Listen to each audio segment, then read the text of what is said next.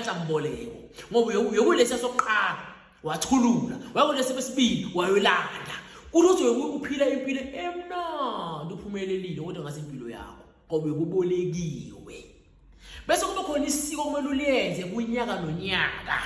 bangabe lento leyo wenze nge-20 March ukuthi njalo nge-20 March wena kumele uhlahlele lesiya wenze lelo siko lelo ukuze uyohlala uphumelela njalo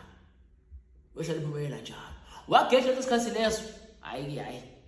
yamacala inayo izinto esingazi ukusiza kanjani ngoba ubishiya ngwakumkhondo kodwa ngithi mina uma ngabe umuthi awusebenzeli isondlo sikusebenzeli awusebenzela lutho kodwa ufuna ukuphumelela ngapha uyigwalo sakuthwala sikhona futhi somgalo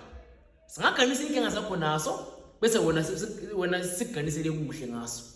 kodwa kuthi kanjani ukuzwa ngayo hayi man mangachazi kakhulu mangivele ngithi kuwena ukhumbule ayikho inkinga nesixazululo ukuthi libe inkinga kodwa nesixazululo